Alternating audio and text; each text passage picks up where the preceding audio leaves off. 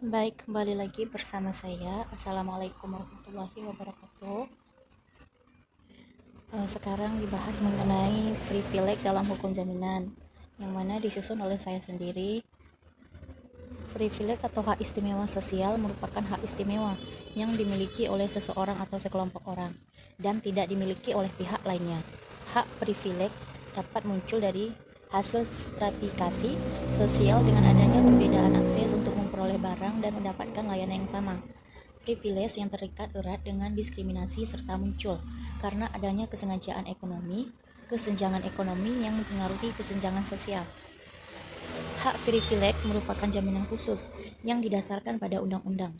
Hak privilege atau hak istimewa adalah hak yang didahulukan mengenai hak privilege. Dapat Anda lihat pada pasal 1134 Kitab Undang-Undang Hukum Perdata, yaitu suatu hal yang diperoleh undang-undang diberikan kepada seorang berpiutang sehingga tingkatnya lebih tinggi daripada orang berpiutang lainnya, semata-mata berdasarkan sifat piutangnya. Jenis-jenis privilege yang pertama ada ras. Nah, di sini orang-orang kulit putih mendapatkan sebuah keuntungan yang tidak diperoleh orang-orang warna kulit lainnya di masyarakat, karena mereka diperlakukan lebih baik daripada mereka yang tidak berkulit putih. Yang kedua, kelas. Orang-orang yang terlahir kaya memiliki keuntungan yang tidak diperoleh daripada mereka yang kekurangan sumber keuangannya, karena mereka memiliki akses yang lebih besar dalam peluangnya. Yang ketiga, jenis kelamin. Individu cisgender memiliki hak istimewa atau transgender dan full non-binary. Tidak hanya itu, pria memiliki keuntungan yang tidak diterima dibandingkan dengan jenis kelamin yang terpinggirkan. Mereka yang mengidentifikasi dengan jenis kelamin yang ditugaskan saat mereka lahir mungkin mengalami tantangan. Keempat, kemampuan. Kemampuan setiap orang yang memiliki badan sehat tentunya mendapatkan keuntungan yang diperoleh jika dibandingkan dengan orang-orang cacat, yang mana hal seperti ini berdampak pada kehidupan mereka sendiri. Mereka yang tidak dapat mengalami stabilitas memiliki hak istimewa atas menyandang disabilitas. Yang kelima, orientasi seksual. Orientasi seksual atau pol heteroseksual memiliki keistimewaan atas orientasi seksual lainnya, karena mereka dapat manfaat dari konstruksi sosial yang menetapkan mereka dalam kelompok dominan daripada pol yang homoseksual, panseksual, aseksual, dan semacamnya. Meskipun orang heteroseksual mungkin mengalami kesulitan dalam hidup mereka, tetapi hal ini tidak terkait dengan orientasi seksual mereka. Yang keenam, usia.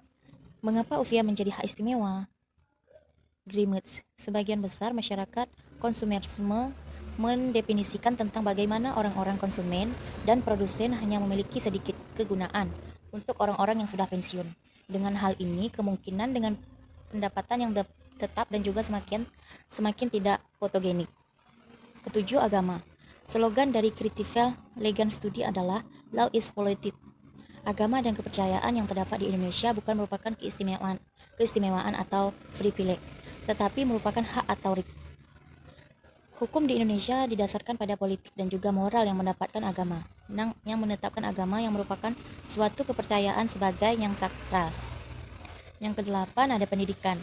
Pendidikan merupakan hak asasi manusia. Setiap masyarakat Indonesia wajib mendapatkan haknya untuk mengejar pendidikan dengan bersekolah dan lainnya, tanpa adanya diskriminasi apapun dan dalam bentuk apapun.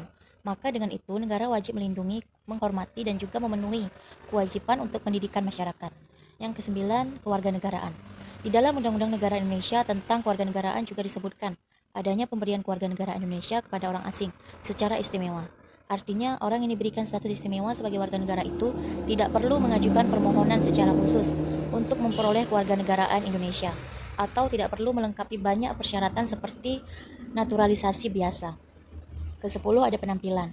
Di sini standar kecantikan ditetapkan dan dipertahankan oleh wajah yang ditampilkan oleh media, televisi, dan media lainnya.